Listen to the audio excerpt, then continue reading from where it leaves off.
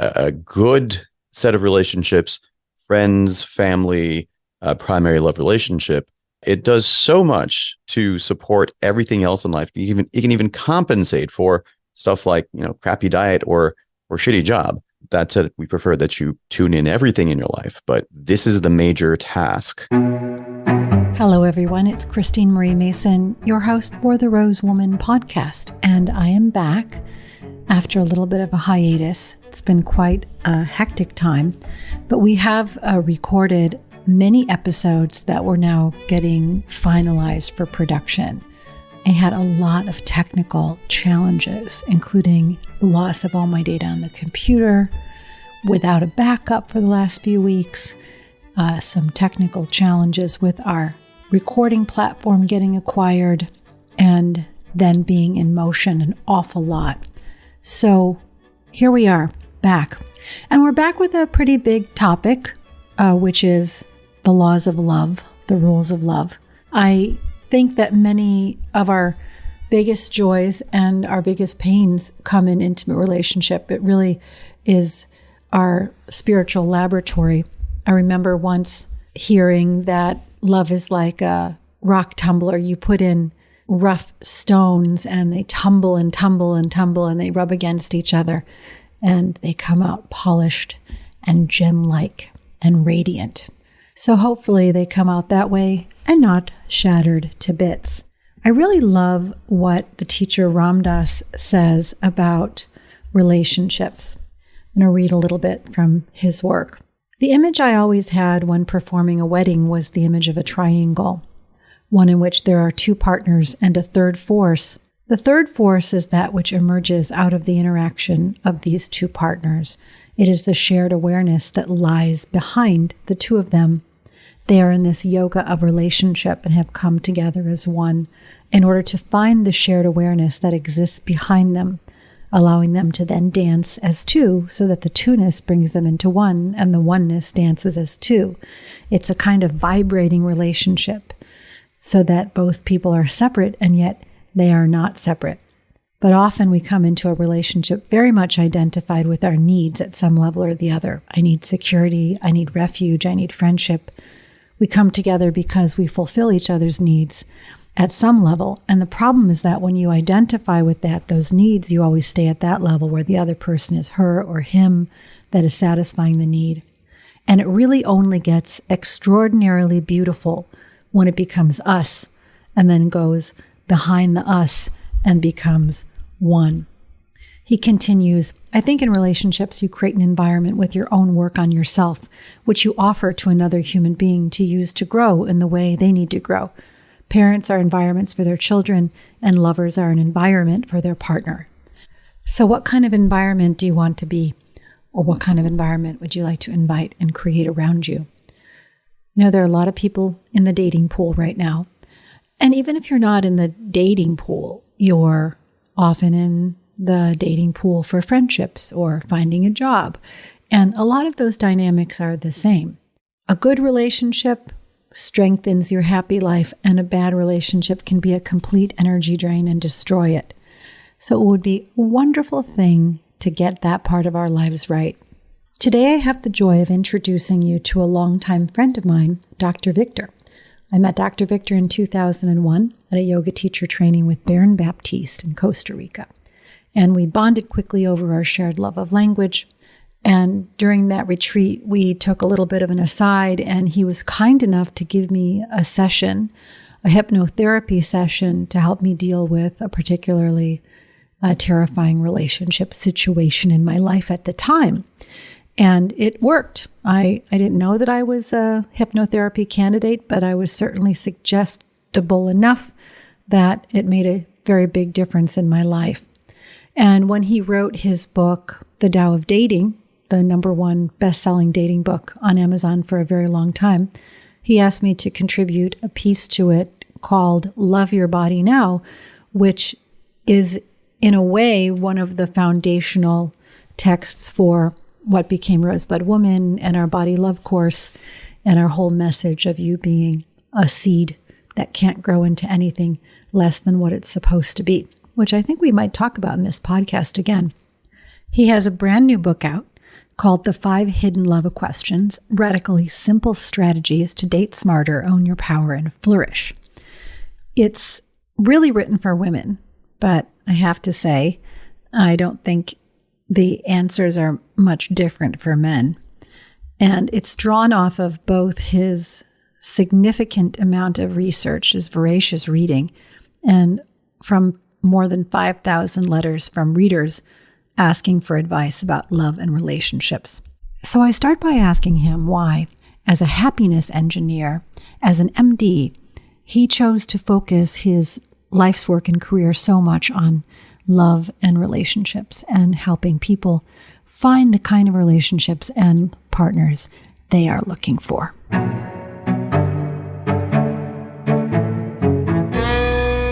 When I went back to Harvard as a pre-med advisor for undergraduates, I was having meals with these kids and spending time with them, and a lot of the conversation revolved around dating and how little of it existed on this college campus, where I remind you, everybody's single, they're eating 3 meals a day together, they live together, like above, below, left, right, there are other single people. And every semester, these folks need to get 1 date for a formal. And that was like a major ordeal. And I'm like, this doesn't make any sense. I mean, you give these people a textbook on completely useless nonsense, like, say, organic chemistry, and they'll learn it and they'll ace the test and do really well. But this thing, which is the cornerstone of our existence, I mean, as far as anyone can tell, life is all about making more life. And they had no clue. And then I realized, oh, they just need a textbook. So I took it upon myself to write this textbook. And the circumstances were unusual. I probably would have continued my corporate biotech career if I had not worked for a certain company called McMisery and Company. And basically, I saw another friend write books in this genre. And I thought, you know what? I think I can do this too. So that's how it all got started. And of course, the big realization was that I was one of those students who had no clue. And if I had a textbook that told me this is how things are meant to be done, this is how you establish a relationship with another person, this is how you flirt, this is how you get out of a relationship gracefully. If I had those skills, I would have been much better off. And also, so much research about health and wellness and longevity points to relationships being the cornerstone of long-term health, happiness, basically everything. So the biggest one being the Harvard Grant Study, the adult development, which is now in its 79th, 80th year, I believe. And these kids were tracked. This is the same class from class of 1929 to 1933.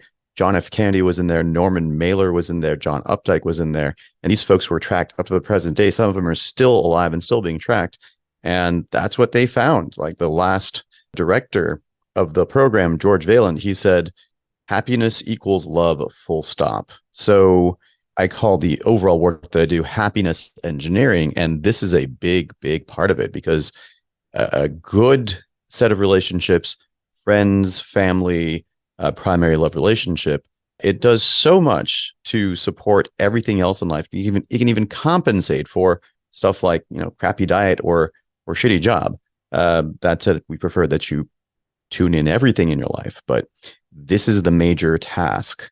And also being around all these highly accomplished people in places like Harvard, Cambridge, McKinsey, San Francisco, Los Angeles, New York, I just saw people who were nominally successful, but actually miserable. Their health was in disarray.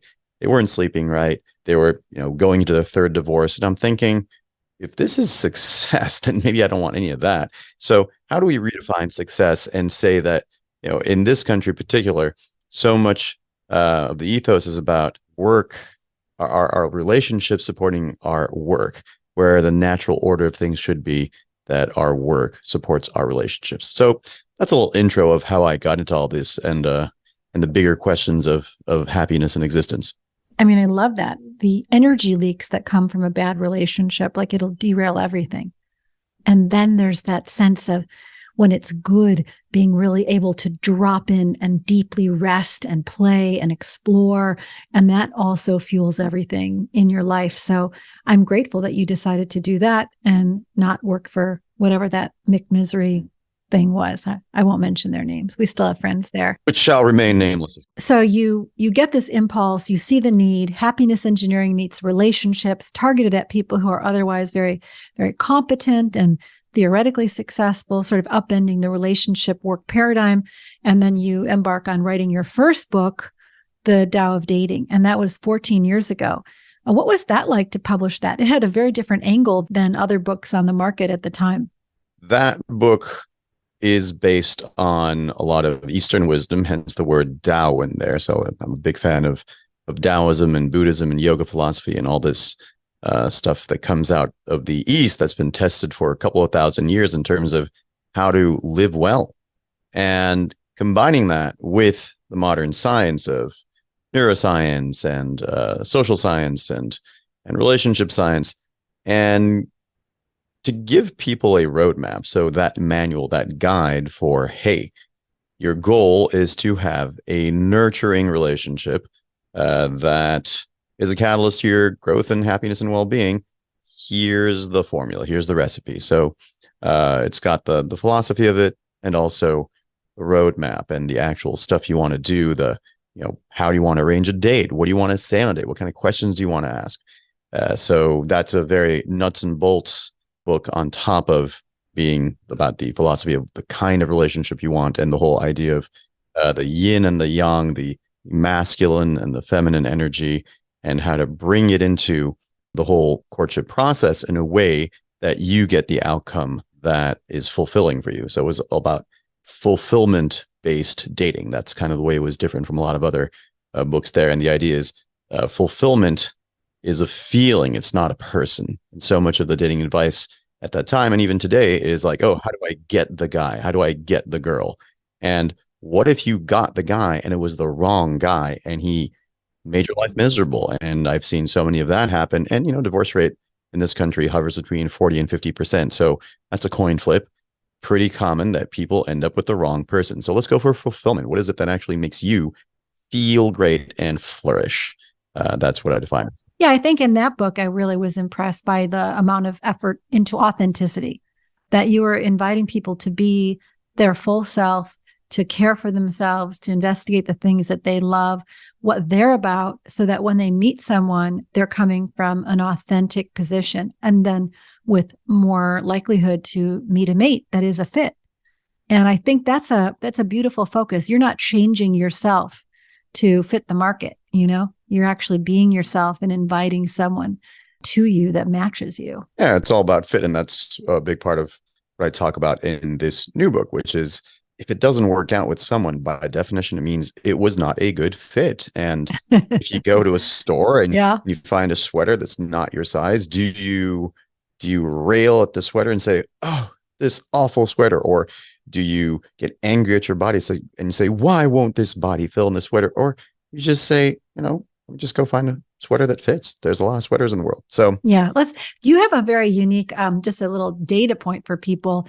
You are a voracious reader. Like, you consume a lot of books. You're also a very discerning reader. And one of the things in looking at this new book, which we're going to jump into in a minute, was how much of what you present is driven off of not only client stories, letters that people have written to you, but also on research. Can you talk a little bit about how you research, how you consume information, and sort of your approach to learning yourself? Great question. And thank you for the vote of confidence there. So I am very curious about how the world works, in particular, how humans work and how minds work. And so what I endeavor to do in this book is to bring my readers the best practices as they exist today in 2023 for the purposes of your growth and flourishing. And so I've been reading about 150 nonfiction books per year for the past, 7, 8, 9 years. And once you have that broad a view of the literature and what people are saying, you start to notice themes. And also in my own clinical practice as a clinical hypnotherapist and behavioral change specialist and occasional coach, I see what works and what does not work. And I also have a sample size of the letters that my readers sent to me. So around 5,000 or so. I like to joke and say it's 5,150 letters. And they reveal some statistically significant patterns for what people do and what the problems are. And so I thought, you know what? These 5,000 letters are not 5,000 questions. You can scrunch these down to 5 basic questions. And that's where this book comes from. So these questions are kind of non-trivial. When you look at them and you read them, it's like, oh, okay, that's cool. But it's actually a scrunching down of a whole bunch of data into their essential components in a way that you can actually use, as opposed to some scattershot 5,000 different questions thrown at you. Yeah, I think 5,000 to 5 is a pretty good distillation. Good job. Of course, within each of those 5 questions, there is a lot of nuance and subchapter points. One of the core questions was, am I enough? That's a big one. So all 5,000 letters had that somewhere in the subtext. So, somebody writes in and says, hey, Dr. Victor, I went on this date. We had a great time. We made out at the end. Guy hasn't called me in 3 days. What's going on? Right. And that's another version of, am I enough? Or, hey, I've been dating my boyfriend for 6 months, but we haven't gone it on in 3 weeks. What's going on? It's another version. Hey, am I cool enough? Am I attractive? What's going on here? So the thing to remember is that question is always going to be happening. We are at the base. We are primates. We are hierarchical primates. And just like baboons and monkeys and all these other tree-dwelling creatures, we're always worried about our rank. I'd say 90% of human behavior has to do with rank and status. And so even though our survival doesn't really depend upon our rank in the tribe, I mean, you can still walk into Whole Foods and get whatever you want. Even so, we still worry about this at a very deep unconscious level, and that informs a lot of our behavior. And so when it comes to dating, if something goes wrong, the first thing that comes to mind is, am I enough? Is this, as opposed to, right, if people think that they're enough, and the questions would be different. They'd be like, what the hell is wrong with this guy? I'm like, the greatest thing since sliced bread. He hasn't called me back. Whatever, right? Which is an equally valid way of looking at things, right? So what I propose is to kind of get out of that cycle entirely, because it's all about this thing called the ego, which is fragile and kind of imaginary anyway. And to get in and to change the game altogether, because we're never going to get rid of am I enough. It's like encoded in our DNA for 3 million years. What we can do is we can divert the energy towards a much more productive cause. And instead of asking am I enough, we can ask something like, how can I be the light? How can I be somebody's answered prayer today? How can I be the person who makes the situation here even better for everybody around me? How can I be a source of appreciation? And when you do that, it just changes the entire game. So first of all, I think we should do that right now. We should just say, like, imagine asking yourself the question, am I enough? Mm-hmm. And see what that does in your body. Yeah. Feel it. Think about something that happened. Somebody said something, maybe it was a backhanded compliment, or at work, you weren't quite appreciated, and you ask yourself, oh, wow, am I enough? Right. Yeah, just contemplating that question gives me down a little bit. I feel small. I feel like I'm looking up and out and trying to get somebody's approval or reassurance. But then when I switch it to how can I be the light, which is one of the suggestions you just made and in the book too, how can I be the light, or how can I be of service, or how can I, appreciate someone else? I suddenly bring the locus of control back to myself. And I also feel like a little delight, like a delighted little fairy godmother, kind of like, oh, I can go around granting boons. Feels a lot different. Totally. And that's exactly what it is. And this is the power that cannot be taken away from you. You can go around and give people compliments all day long. Nobody's going to stop you. You can say, hey, I love what you did with that presentation. Love this outfit you put together. Wow, what a meal, what a dinner party, whatever it was. You can go around and appreciate people. And crazy thing is, we forget. And think back to the last time you gave somebody a compliment. And if it was not within the last 48 hours, ask yourself why. And habit, or just forgot that you have this power. You have a lot of power. And this book is about reminding us of all the power that we have. In fact, that's the middle part of the subtitle. It says, radically simple suggestions to date smarter, own your power, and flourish. And this power is already there. You're just owning it. You're saying, hey, I can be this agent of joy and a boon to everything around me. And I'm really glad you did that little rapid implementation there, because the whole strategy of the book is to get people to have an implementation practice. So in psychology, they call this an implementation intention. And the idea is, hey, you want to do something to change your life. It ain't going to happen unless you set a time for it, like literally put on your calendar. So I'm literally putting on people's calendars. I'm saying Mondays, we're going to call it magnanimous Mondays. And your job is going to go around and be the light. You're just going to give people compliments, or you're going to do random acts of kindness. You're going to pay for the Starbucks coffee of the person behind you in line. You are going to, I don't know, randomly hand out, I don't know, gift cards to people, whatever. The point is, you already have that power, and $5 a day of Starbucks cards ain't going to break anybody. So you can do all of these things. And if you make it your Monday identity, I call it the weekday superhero identities. And if you do that for 52 Mondays in 1 year, something's got to shift. It's not going to be the same you by the end of the year, but not even by the end of the month. Of course, you also have the option to have magnanimous every day, right? Give compliments to people every day, just randomly make people happy. And what that does is it takes you from this sense of neediness, like you said, to realizing, holy cow, I am the bestower of grace. I'm making grace happen.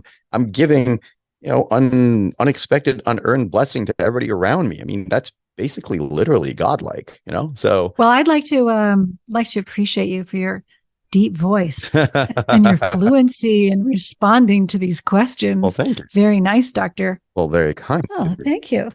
Feel better already. Even though we know this is play and mildly contrived, it still feels good. So yeah, it does. So imagine what that would be like. And hey, thank you, readers, for having such discriminating taste in podcasts and choosing to listen to this podcast. You rock.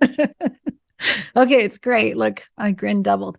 All right, if we extend and I'm going to drop into a couple of things within different parts of the book. I don't want to give it all away. I want you guys to go get this book. It's really great.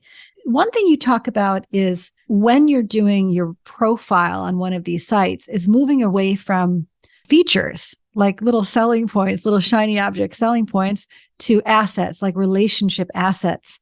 I found that to be a really nice reframe. Can you take us through some of that? Sure. So I had this coaching client, and she was like, hey, why are these guys not responding to me? I'm smart, I'm pretty, I'm well-educated, I'm active, I'm a great athlete.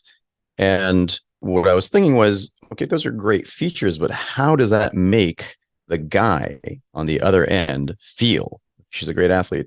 Okay, what does that do for him? Not a whole lot, actually. Or maybe fun to play with. Maybe she'd be good to be a companion, hiking, running, swimming. But if it's not over. There you go. Yeah. Exactly.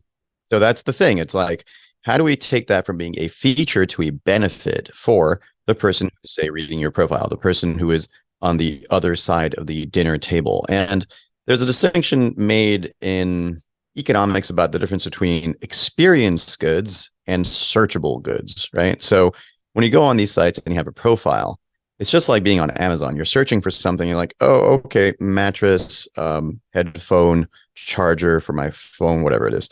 And you search for it and you kind of know what you're getting. And these are standardized goods and that's that. But you can't do the same with people. People are about experiencing them, right? What are you like in interaction with one another? And there's no amount of detail on a profile that can convey that. So it's partially why I tell people to shy away from online dating apps, and get out there and meet people in person as much as possible. And the thing is, when you have all these relationship assets, it's important to present them as such, as opposed to just features, right? You want to present them as benefits to your potential partner. I'm athletic, which means that, hey, we can go out and do fun things. We can go hiking. I'm a great cook. I can cook for us and we can share these amazing meals together.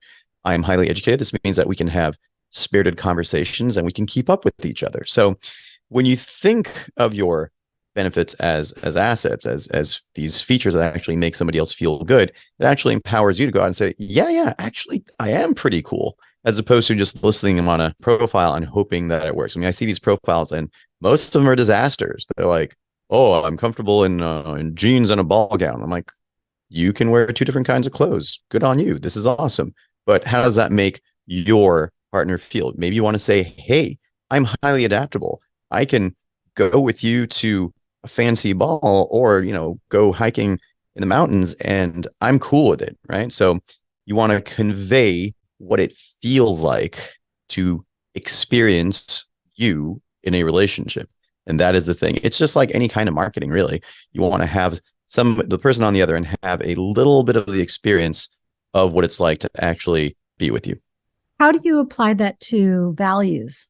Values are huge. So I talk about several ways in which people go about picking partners. And there's the terrible, which is kind of picking somebody based on your reaction to your troubled childhood, basically someone who replicates the mistreatment of your early caregivers. That's not great, right? Then you can graduate up to one level and say, okay, I'm going to have a checklist now. And this checklist is going to be all these things that really matter to me. But these checklists tend to get very long. And even after just 4 or 5 items, it tends to eliminate more than 99% of the population.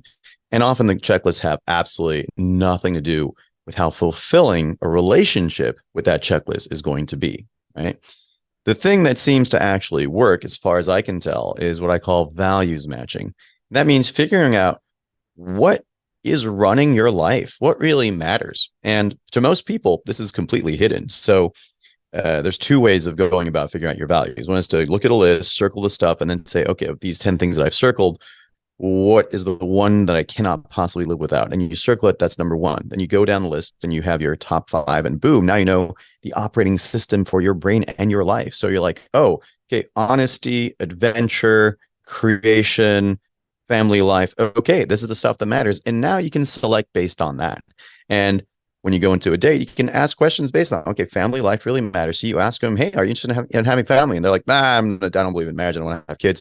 You're done. That's it. Values mismatch, not going to happen, as well it should not. The other really powerful way of figuring out what your values are is what I call the ouch method. And the ouch method is you go back to all your breakups, and I'm assuming people who are listening to this have had at least one breakup, and unless you're in junior high, usually true, and figure out what went wrong. Why did you have a breakup? And okay, that guy lied to me. So truth and honesty matters to you. Okay, great.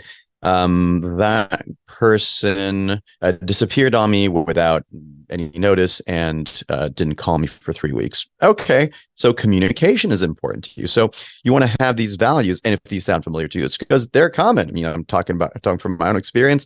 Why things didn't work out. Oh, this one, okay, she was great. She was an amazing partner in every way, but she had a problem with alcoholism. Okay, being substance free. Right? That's apparently one of my values. So not being addicted to any substances. So dependencies of that sort. So you want to make these lists, and you just want to make them really short as possible. And you want them to be the deal breakers mostly.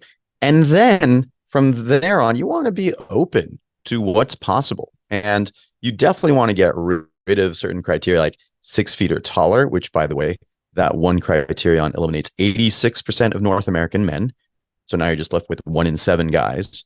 It just really handicaps your choices because you just don't know what packaging your fulfillment is going to show up in. So you want to be open to someone who fulfills these values, shares them with you.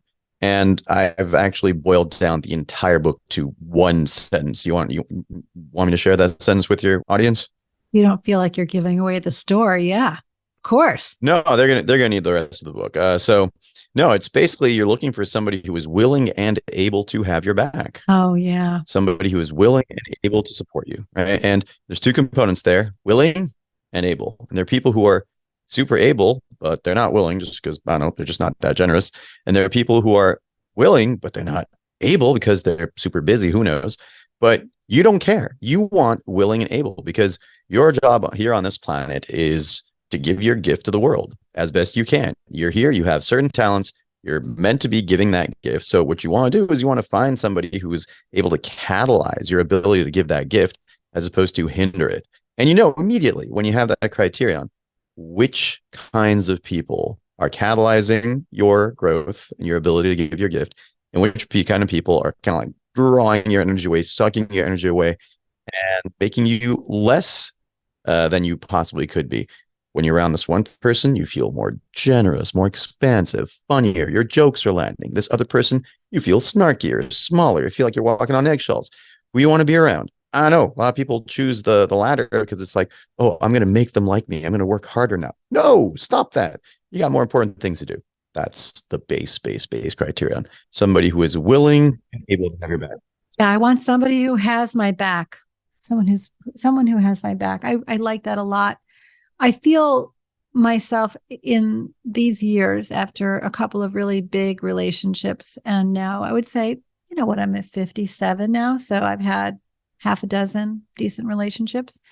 And just showing up with whatever you have in a generous way, being honest, being kind, bringing what you have to the table means so much to me at this point. And that seemed to have a certain emotional maturity. So a lot of that seems to be more psychological.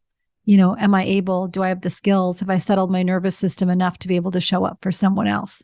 Oh, yeah.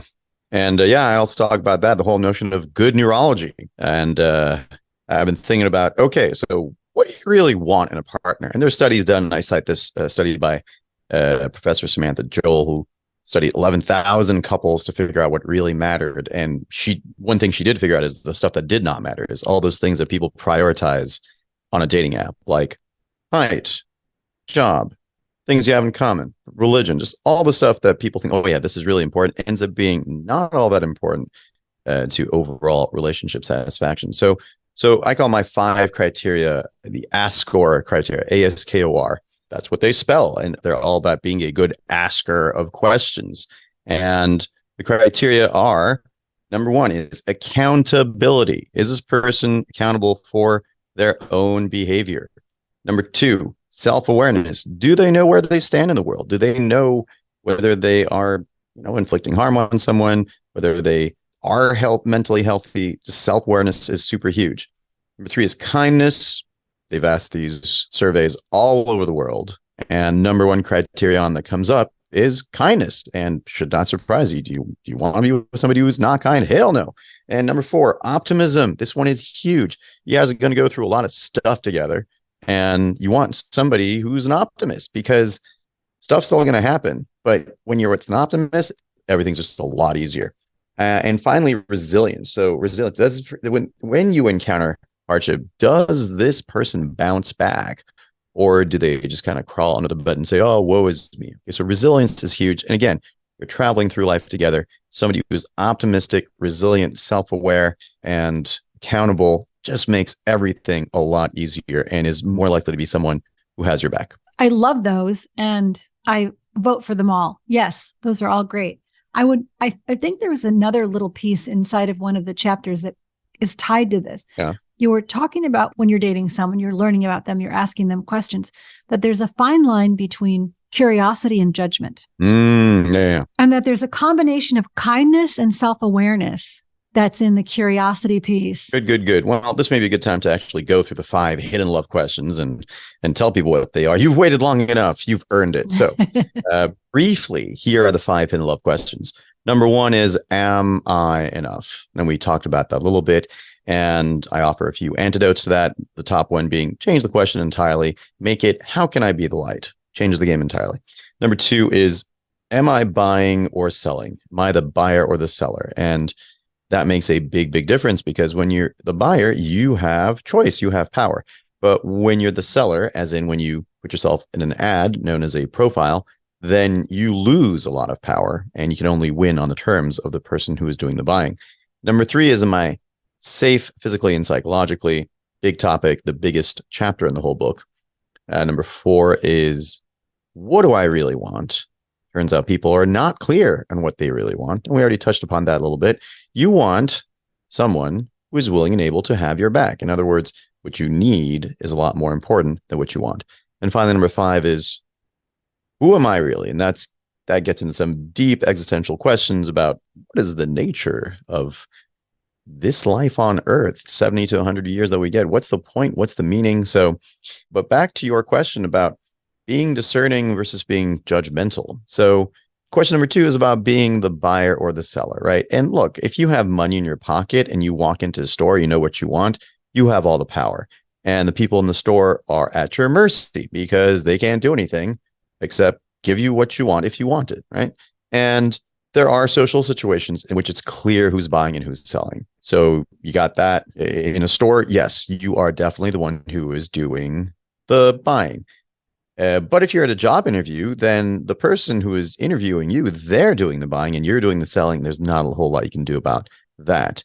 That said, there are socially ambiguous situations like courtship and dating. Who's buying and who's selling on a date? Who knows? Well, guess what? You can decide that you're going to be the buyer, and then you have a lot more power because now you're doing the choosing. And the key thing to remember is you don't want to be suddenly like, it's very easy to go from the buyer stance to the judgmental jerk stance. And that's not what we're looking for here. What you're doing is you're trying to be discerning about the kind of person that you may be picking as a life partner. This is the biggest decision of your life, and you should take it seriously. So you want to be asking discerning questions to figure out if there is a fit. Fit makes it non-judgmental. Is this person a good fit for me? If they're not, it's just like that sweater that doesn't fit. Hey, nice sweater. Let's move on to the next rack, right? But it's kindness, but with kindness. Yeah, of course. But not allowing that to move into like meet my standards and being a judgmental person. Like we're just curious about who this being is that's sitting down to dinner with us or down to coffee or out on the hike or however we've decided to meet. Like just in inquiry, who is this person before me? And that allows you to both assess fit and be present, but not be superior. Do you know what I mean? Like, Absolutely. I don't want them to mistake being a buyer for being like smug or superior, which is totally unattractive. Absolutely. I mean, I thank you for bringing that up because it's so easy to lapse into that. And a lot of advice books quite plainly go into that. And like, oh yeah, you want to have these rules and you want to enforce them. And the Taoist approach is much softer. And it's kind of like allowing people to show you who they really are.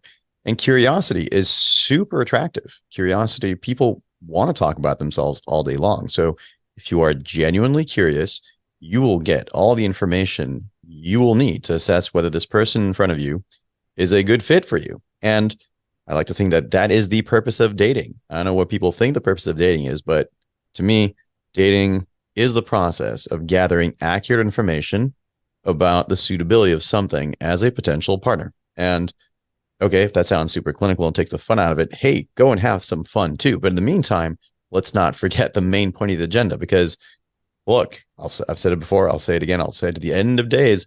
Your choice of partner is the most important decision you make in your life. It has the greatest bearing upon your long-term health, happiness, well-being, flourishing, giving your gift to the world. So let's make sure we get this right. And you get it right by being curious, asking good questions, and you're being discerning.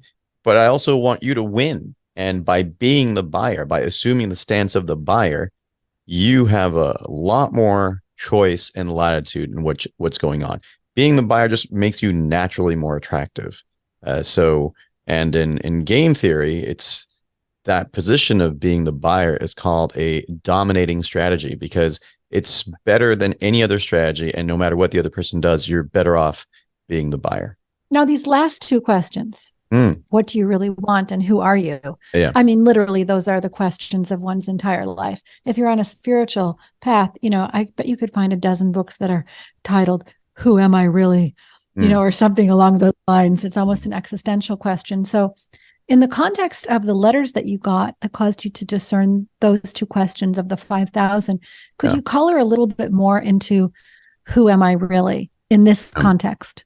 Yeah. So the Who Am I Really chapter goes into what I call 9 stories of you. And these are 9 stories about how you came to be sitting here and now listening to this podcast that are incontrovertible truths. All 9 of them have to be true about you. There's no way around it. And the idea is to get out of this notion of roles and labels and names and all these things that we think we are, and to get into a much grander vision of the self with a big S.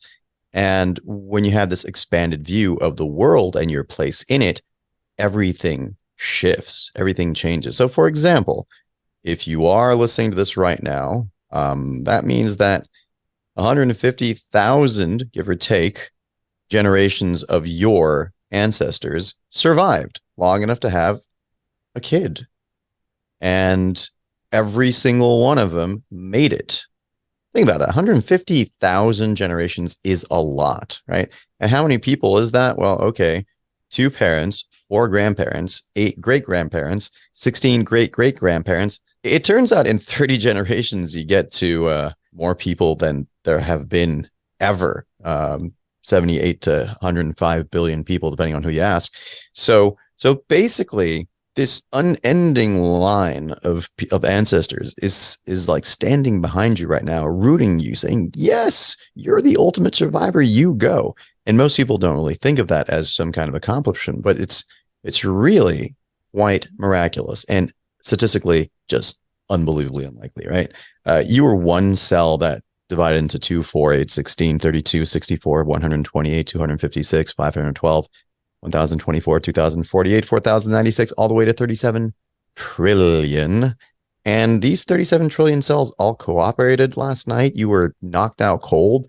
Heart kept on beating. Lungs kept on breathing. 535 members of Congress can't get along, and your cells did just fine. 37 trillion of them. And day after day, I mean, your heart is beating right now with no interference from you. How crazy is that, right?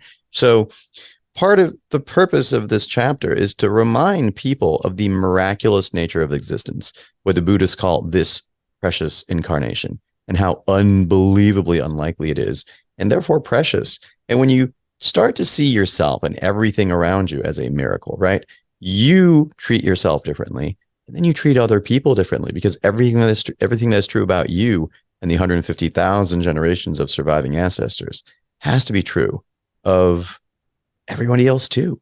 So the world becomes this amazing, miraculous place, and it just brings a certain sense of holiness and sanctity to the whole operation, which is very different from taking 150 milliseconds to go no and swipe left on Hinder, Bumble, or Cringe, or whatever you call those apps. So bring a little bit of that back, right? The whole idea of that, I just life thing is pretty special. I mean, you're pretty special too, but it's not about you being special. It's about you realizing that this life thing is pretty phenomenal, and also accessing that bigger self, which is like the wave in the ocean, both wave and ocean, and recognizing that you are part of this. And when you come from this much more expanded view of the self, then it's so much easier for you to take on the idea of being the bestower of grace, being the source of magnanimous Mondays, right? You can tremendous Tuesdays. You can be the host for everybody because you're the one person who gets it. You're the one who's like, damn, free oxygen and sunlight. Pretty cool, man, right? As opposed to, does my butt look good in these pants? Or I didn't get the raise, or but seriously, does my butt look good in these pants? By definition. No, really, I think it's beautiful. And of course, you come back right around to that first question. If you think you're the ultimate expression of your entire ancestry and a blooming part of nature, it's pretty hard to go back to, am I enough, as the legitimate question. Exactly. So, and whatever we are now is just utterly insanely miraculous. So moving into that zone of appreciation just gives you so much more power, and also enables your growth, your expansiveness, and the ability to give your gift. Because look, we're all super duper interconnected. So I cite the famous study by Nick Christakis and James Fowler about how obesity can spread through a population to people that don't even know each other, right? So you lose weight, like your friend probability of them losing weight goes up 37%. Friend of a friend, 18%. Somebody you don't even know, 3 degrees of separation away, 10%, right? You quit smoking, same thing. Everything that you do propagates throughout the world. You're like a pebble dropped into a pond and just ripples out. And we think, oh, it's just little old me. But no, it's not just little old you. We are nodes in this interconnected network, and we're hypersocial beings. So everything you do affects everybody else around you. So you're working on you becoming happy is the most altruistic thing you could be doing, because this will affect people around you. People you don't even know are going to get a little spring in their step, and it'll be because of you. You grow, you facilitate other people's growth. There's the old saying, rising tide lifts all boats. And I'm saying, I'd like to put a link to that study in the show notes, just so that in addition to the book, that people can read that full study. We talk about that occasionally as the avalanche phenomenon, that there's something called a photon avalanche, where one photon triggers a certain number of photons, and the light doesn't appear until like the last flip when all the photons are on at once. But it took like that one mathematical equation. An avalanching phenomenon happen in real avalanches, and I believe also in culture change. So you never know like when the next flip is going to be the thing that changes everything. Just make sure you're part of that chain of good. I want to touch on something about failure of relationships. You've cited a couple of things on the divorce statistics or relationships that don't work out. And, if you have, like most people, been in failed relationships or marriages, then I want to really encourage you to not think of it as a failure, but like as a learning path. And you did what you could, you did the best you could at that time. And that now you're taking a different approach, like to forgive yourself and to also remove any thoughts of you having a bad picker. So you don't enter into this next round of being like, oh my God, I picked the wrong people all the time. I want people to shift their thinking as they enter into a process of dating to the place where they are conscious of becoming more discerning. They don't have to repeat the past, and they can go in with like an open heart.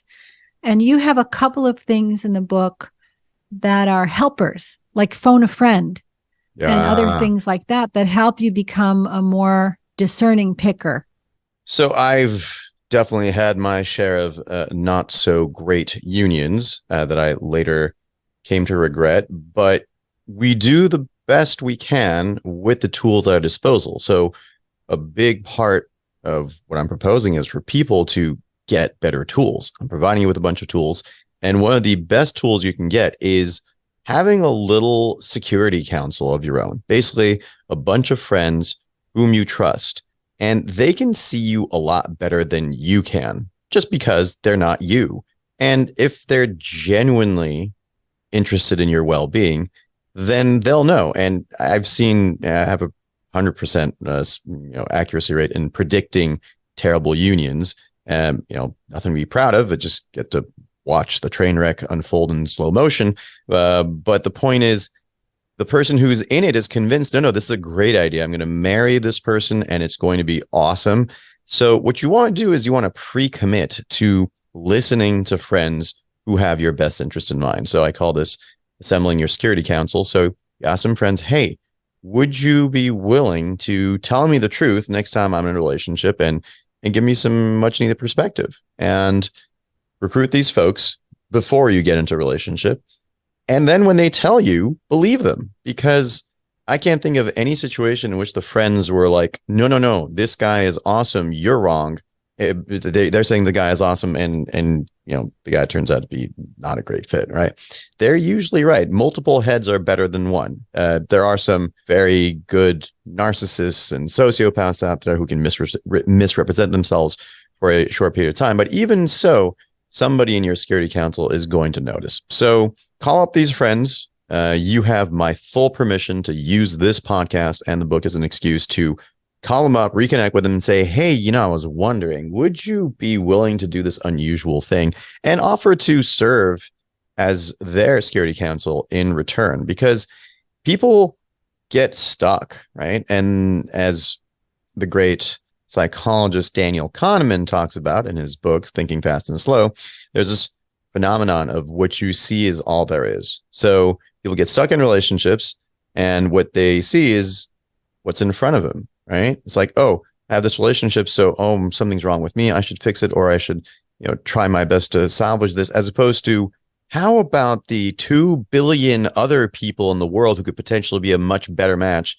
than this loser you're stuck with, right? That's often not the thought that comes to people's minds. That's definitely not the thought that comes to my mind. Yes. Definitely not. There you go. I have blinders on. Yeah. And I talk about this friend of mine in the book, and he's a very successful and gritty and persistent people. So he may never give up on this terrible union that he's in, even though the signs are very clear. Like, when somebody calls a SWAT team on you twice, it's time to reconsider, right? So you just have to sometimes take a step back and you pre-commit to listening to this advisory board, this, what I call your security council. And that way, maybe there's an outside chance for us to make better decisions. I mean, limerence, the whole falling in love thing, is super powerful. I always say, like, me dispensing advice when somebody is in limerence and in love, it's like throwing marshmallows at a tank. It's like, take that tank. Oh, didn't work, I guess. So what you want to do is you want to pre-commit and maybe listen to people who actually care for you and have better perspective. Last question. Well, maybe second to last. You really don't like social media very much. Oof. Oh boy. Social media is bad. Yeah, terrible. Oh my God. Yeah. And the apps are terrible. So yeah. Are we getting me started on this? Because I mean, I just want to point out, like in the book, there's a lot of things that talk about Facebook and TikTok, blah, blah, blah, blah, blah, blah, about not being healthy for you. And since we are all still using them anyway as a communication platform, most of us, particularly those of us who have anything media oriented, how do you do the platforms without them?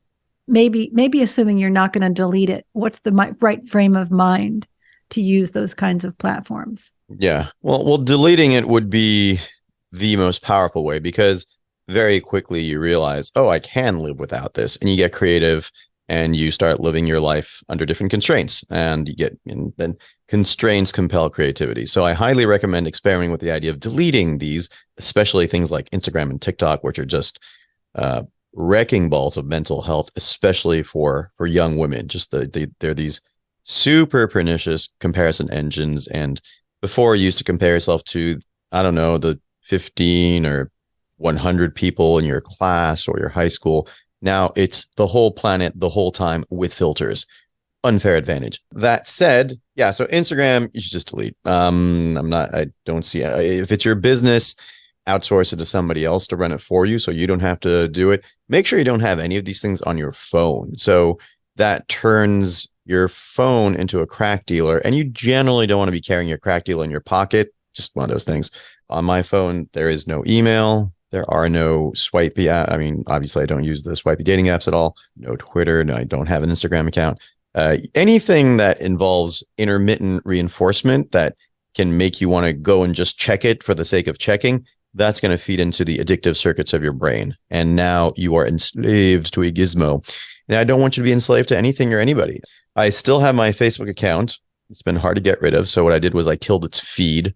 There's a widget you can get for your browser that basically, it terminates your feed. And that way you can just use it to go in there, say happy birthday to your, 5 or 6 friends who have a birthday that day, and then move on. And I don't see anything on there. And that way it's mostly under my control. Would I rather spend those 10, 15 minutes a day on something else? Actually, reconnecting with friends for 10, 15 minutes a day, I find worthwhile. It's on my terms, and that works for me. Twitter, of course, is a cesspool of hate and lameness, but I follow interesting people only. And if they say something cool, then I get to read it. And if they don't, then I don't see the other random stuff. So what I recommend is people pick up this book by Jaron Lanier, who was present at one of your TEDx's, I believe, in TEDx San Francisco. And the book is called 10 Reasons to Delete Your Social Media Accounts Right Now. And up to that point, I was reluctant to delete the accounts. And I read that. I'm like, oh, wow, he's not wrong. He says, basically it makes you, they're trying to steal your soul, which I do not disagree with. So I would rather somebody not steal your soul. And look, there's a big world out there. And if you look up, you'll see that you are surrounded by wonder and awe and amazing things. And the more, we have our heads stuck in these tiny little screens, the less of the big world we get to see. So it's an opportunity cost. What do you want your epitaph to read? Made witty side comments on Insta, or built something useful for the world that everybody benefited from? Wrote a book, developed a drug, who knows? Design a beautiful dress. So think about the opportunity cost and how else you could be spending your time. So here is the last question. Happiness engineering as a whole, in addition to writing these best-selling dating books and being a lifelong curious person, having your private practice, you also host events in Los Angeles, I understand. You started some club there. And you're also, which is another big piece of people being happy, right? Connected, communicating. And I'd love for you to close with sort of a conversation around how you're finding your happiness now. This whole happiness engineering framework is much more holistic than just relationships, right? Happiness does not exist in a vacuum. It exists inside your mind, inside your body, inside your relationship. It's everywhere. So if I'm teaching about happiness engineering, it's because we teach what we want to master. And this is the stuff that really matters to me. So I have this thing I call the 5 pillars of human thriving. So robust relationships, meaningful work, sound sleep, mental fitness, and physical fitness. And in retrospect, I look at what these are and I'm realizing, oh, wow, this is what's really informed my life up at this point. So I left McMisery and Company because it was making me miserable. It's in the name already, right? And I felt like I was doing something that was not terribly productive for society, for the world. Didn't involve really service, wasn't really being a light to anybody. So I decided to move out and into personal development, self-help. It's much easier to see that this is potentially benefiting someone than I'm just shifting columns of numbers back and forth on a spreadsheet. Robust relationships. So much of everybody's happiness has to do with that. So I chose to make it a priority. And I moved back to Los Angeles a few years ago when many of my friends had moved out or had kids and went to Planet Parenthood, couldn't see them anymore. And so I'm like, okay, I can mope about it. I can do something about it. So I started a little social group to have 3 to 4 meetings per week, because that's how you make friends, by seeing each other repeatedly in casual context. And sleep. For most of my life, I had serious sleep issues I didn't even know. So I went and got a sleep study. And sleep is paramount. If you are not sleeping, everything falls apart. So endocrine system, cognition, musculoskeletal system, everything depends on sleep. So you want to dial in your sleep. And I've designed a life such that I can sleep as much as necessary to recover and have a robust health.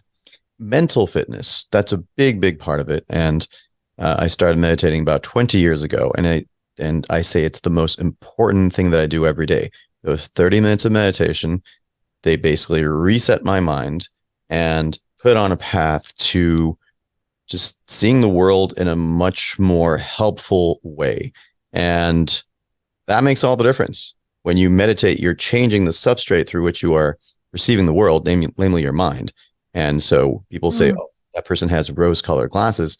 When you meditate, you get permanent rose-colored glasses. Things just don't bug you nearly as much, and you bounce back from stuff. So, and then finally, physical fitness. So exercise is the single thing that elevates your mood more quickly and more reliably than anything else in the world. So it's so good that pharmaceutical companies are trying to turn it into a pill. But you know what?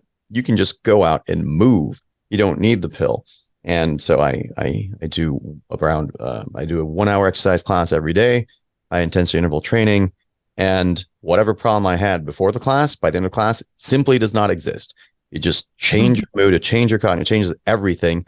And, if you do these 5 practices, you're just moving yourself a lot more towards being the kind of person who can fully give his or her gift to the world.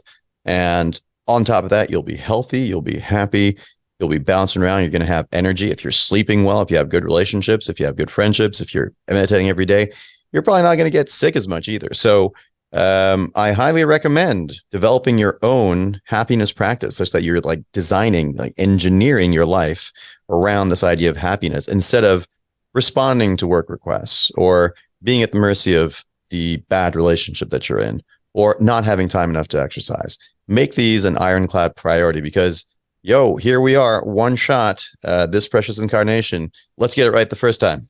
Beautiful. Okay. Well, I highly recommend this book, and we will put all of the links and all of the other things where you can find Dr. Victor. Well, I love talking to you as usual. I think this book is a triumph. I loved it. I thought it was funny and easy to read. and I learned something. I think it also applies, by the way, to work and career as much as it does to dating. So thanks for that. Little did you know that I was asking some of those exact same questions on buying and selling in the work world. I just really appreciate you. Really appreciate your mind and the way you synthesize things and the generosity of you taking the time to put it all together and synthesize it for the rest of us in a way that's useful. So I'll put all the stuff in the show notes and people can find you and invite you into their world to do the same good you've done for me. Are you inspired to live into your most authentic self, to know your true values, and then to find a relationship based on true fit for the things that matter to you most? I believe it's possible for all of us. Well, if you would like to read the book, you can go out and purchase it at anywhere books are sold. We're also going to do a little giveaway. So if you come to my Instagram, the.rose.woman, and make a comment on the tile for this episode, on the post for this episode, you'll be automatically entered into a drawing to win a copy of the book. I'd like to close with a poem today. This is a poem reminiscent of what I was talking about in the beginning, the Ram Dass idea of the triangle. And it's by Robert Bly. It's called The Third Body. A man and a woman sit near each other, and they do not long at this moment to be older or younger, nor born in any other nation or time or place. They are content to be where they are, talking or not talking. Their breaths together feed someone whom we do not know. The man sees the way his fingers move. He sees her hands close around a book she hands to him. They obey a third body that they share in common. They have made a promise to love that body. Age may come, parting may come, death will come. A man and a woman sit near each other. As they breathe, they feed someone we do not know, someone we know of, whom we have never seen. So you want to take a big deep breath with me? We'll just breathe together. That third body, if you're in a relationship, that deserves your love and care, your loving attention. And if you're not actively related at this point in an intimate way, then give that love to your friends, give it to yourself, give it to the soil. Everybody's got to love somebody. Okay, you know the drill. If you like this episode, please share it with someone. And if you would be so kind, if you're liking the show, as to write a review and give it a good 5-star hit on one of your favorite podcast platforms, I would be very grateful. The podcast is sponsored by Rosebud Woman. You can find intimate care and body care products without any comparables in the market at rosewoman.com, and by Radiant Farms, makers of psychoactive gummies for your overall mental, spiritual, and physical health and well-being. Have a great day.